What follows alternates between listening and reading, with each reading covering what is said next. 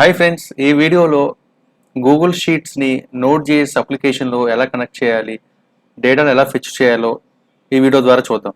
So నేను ఇక్కడ Google sheet ఒకటి క్రియేట్ చేశాను. దాని నేమ్ కనెక్ట్ నోడ్ యాప్ అని చెప్పని ఫైల్ నేమ్ ఇవ్వడం జరిగింది.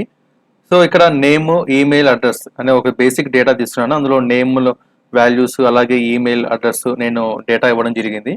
సో ఈ డేటాని మనం Node.js అప్లికేషన్లో ఎలా ప్రింట్ చేయాలో చూద్దాం. దీనికోసం ముందుగా మనం గూగుల్ డెవలపర్ కన్సోల్లోకి లాగిన్ అవ్వాలి.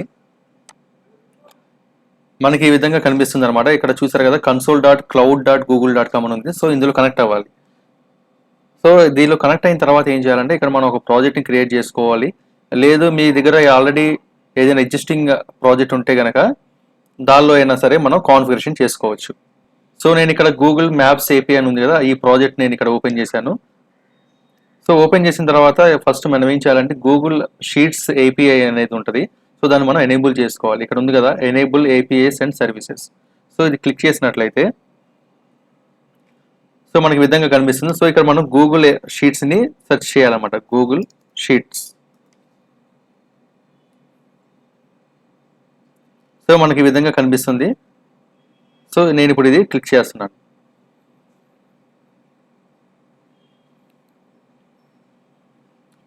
సో ఇక్కడ ఎనేబుల్ అని ఉంది కదా, సో ఈ బటన్ మనం ప్రెస్ చేయాలి. సో మనకి ఈ విధంగా కనిపిస్తుంది. సో ఇక్కడ సింపుల్గా జస్ట్ బ్యాక్ ఆరో ప్రెస్ చేయండి. ఇక్కడ స్క్రోల్ డౌన్ చేస్తే మనం ఆల్రెడీ ఏవైతే ఏపీఐస్ ఎనేబుల్ చేసామో ఆ లిస్ట్ మనకి కనిపిస్తుంది. సో ఇక్కడ చూసారు కదా, గూగుల్ షీట్స్ ఏపీఐ ఎనేబుల్ అయి ఉందన్నమాట.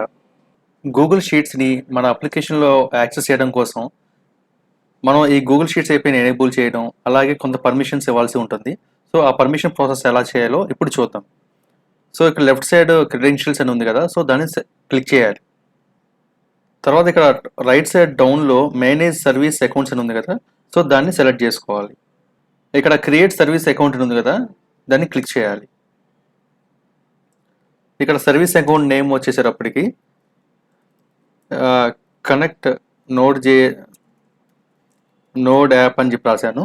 సో తర్వాత సర్వీస్ అకౌంట్ ఐడి ఆటోమేటిక్గా పాపులేట్ అయింది.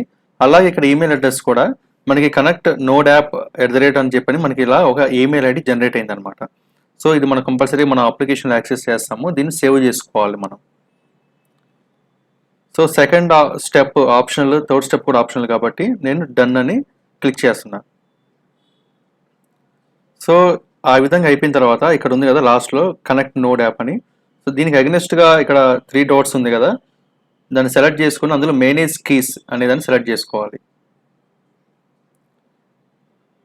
ఇక్కడ యాడ్ కీ అని ఉంది కదా, దాన్ని ప్రెస్ చేసినట్లయితే క్రియేట్ న్యూ కీ అని వస్తుంది. దాన్ని సెలెక్ట్ చేసుకోవాలి. తర్వాత కీ టైప్ జేసన్, దీన్ని సెలెక్ట్ చేసుకోవాలన్నమాట. క్రియేట్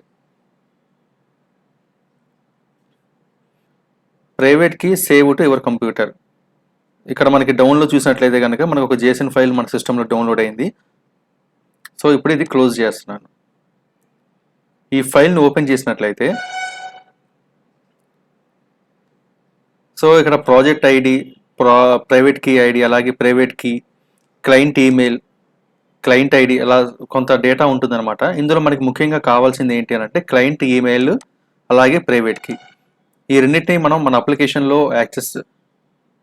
మన అప్లికేషన్ యూజ్ చేయాల్సి ఉంటుంది. అలాగే ఈ జేసన్ ఫైల్ చాలా సెక్యూర్గా ఉంచుకోవాలన్నమాట.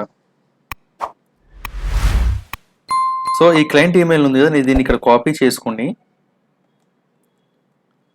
మన గూగుల్ షీట్స్ ఉంది కదా, ఇక్కడ మనం షేరింగ్లో దాన్ని యాడ్ చేయాలన్నమాట. ఈ షేర్ని క్లిక్ చేసినట్లయితే ఇక్కడ వస్తుంది కదా, దాన్ని ఇక్కడ ఆ ఈమెయిల్ ఐడి ఏదైతే వచ్చిందో దాన్ని ఇక్కడ యాడ్ చేసుకొని సెండ్ చేయాలి. సో ఇప్పుడు కాన్ఫిగరేషన్ అనేది కంప్లీట్ అయిపోయింది. ఇప్పుడు మనం Node.js అప్లికేషన్ ద్వారా గూగుల్ షీట్స్లో ఉన్న డేటాని ఎలా ఫెచ్ చేయాలో చూద్దాం. సో దీనికోసం ముందుగా మనం ఏం చేయాలంటే గూగుల్ -స్ప్రెడ్షీట్ అనే ఒక NPM ప్యాకేజీని మన అప్లికేషన్లో ఇన్స్టాల్ చేసుకోవాలి. ఇన్స్టాల్ చేసుకున్న తర్వాత ఇక్కడ స్ప్రెడ్షీట్ ఐడి, షీట్ ఐడి, అలాగే క్లయింట్ ఈమెయిల్, ప్రైవేట్ కీ, ఈ 4 కాన్స్టెంట్స్ని క్రియేట్ చేశాను కదా. సో స్ప్రెడ్షీట్ ఐడి వచ్చేసేటప్పటికి మీరు కనుక అప్లికేషన్ ఓపెన్ చేసినట్లయితే ఇక్కడ URL ఉంటుంది కదా, ఈ D తర్వాత ఉన్న ఈ మొత్తాన్ని కూడా మనం స్ప్రెడ్షీట్ ఐడిగా మనం చెప్పడం జరుగుతుంది. సో దీన్ని మనం కాపీ చేసుకోవాలి. తర్వాత షీట్ ఐడి షీట్ 1 అని ఇచ్చాను. తర్వాత క్లయింట్ ఈమెయిల్ చెప్పాను కదా, జేసన్ ఫైల్లో ఉంది కదా ఇక్కడ క్లయింట్ ఈమెయిల్, దాన్ని మనం ఇక్కడ మెన్షన్ చేయాల్సి ఉంటుంది. తర్వాత ప్రైవేట్ కీ, ఇది కూడా ఇక్కడ ఈ ప్రైవేట్ కీ ఉంది కదా, ఇక్కడ స్టార్టింగ్ నుంచి ఎండింగ్ దాకా మొత్తం కాపీ చేసుకొని ఇక్కడ పేస్ట్ చేయాలి. ఈ విధంగా కాన్స్టెంట్స్ని క్రియేట్ చేసిన తర్వాత గూగుల్ స్ప్రెడ్షీట్ అని చెప్పిన ఒక ఆబ్జెక్ట్ క్రియేట్ చేసి అందులోకి స్ప్రెడ్షీట్ ఐడిని పంపించడం జరిగింది. ఇక్కడ ఆబ్జెక్ట్ క్రియేట్ అయింది. అంటే మనం ఏం చేస్తున్నామంటే ఈ షీట్ మొత్తాన్ని కూడా ఒక ఆబ్జెక్ట్గా కూడా మనం తీసుకోవడం జరిగింది. ఎందుకు? ఈ స్ప్రెడ్షీట్ ఐడిని పాస్ చేయడం ద్వారా మనం ఇక్కడ ఒక ఆబ్జెక్ట్ క్రియేట్ చేయడం జరిగింది. మనం డాట్.యూజ్ సర్వీస్ అకౌంట్ ఆత్ అని చెప్పిన ఒక అవైట్ మెథడ్ రాసాము. అందులో క్లయింట్ ఈమెయిల్ ప్రైవేట్కి పంపించాం అనమాట. సో ఇది ఎసింక్ అండ్ అవైట్ కాన్సెప్ట్ ఫాలో అవుతున్నాం కాబట్టి మనం ఎసింక్లో ఒక ఫంక్షన్ రాశాను కాల్ షీట్ అని, దాన్ని ఇక్కడ బాటంలో కాల్ చేస్తున్నాను. సో ఇప్పుడు ఏం చేశానంటే ఇక్కడ ఎసింక్ అని రాసి అవైట్ ఫంక్షన్ రాసాము. తర్వాత ఇక్కడ అవైట్ డాట్ లోడ్ ఇన్ఫో ఈ విధంగా మనం రాయాల్సి ఉంటుంది.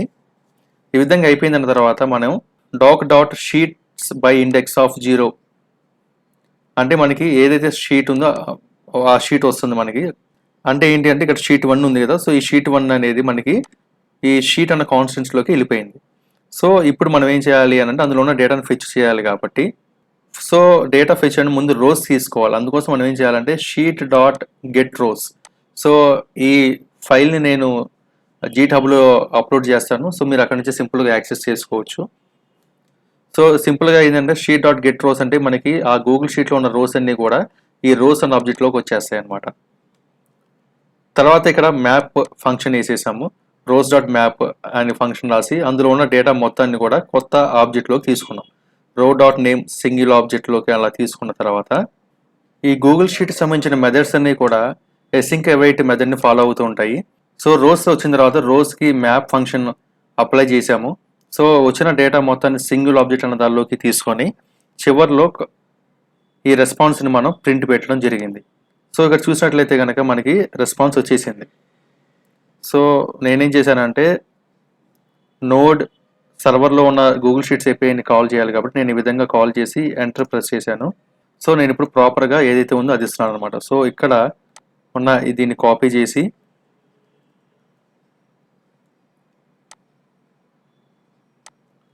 సో పేస్ట్ చేశాను. అలాగే ప్రైవేట్ కీని కూడా మనం తీసుకోవాలి.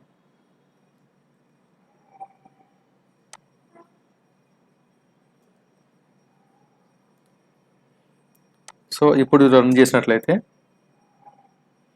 చూసారు కదా మనకి రెస్పాన్స్ వచ్చేసింది. సో ఇక్కడ ఒక్కొక్క ఆబ్జెక్ట్లో ఒక్కొక్క రో వచ్చేసింది. ఈ విధంగా మనం Node.js అప్లికేషన్లో గూగుల్ షీట్ని యాక్సెస్ చేసుకోవచ్చు అనమాట. Thank you for watching this video.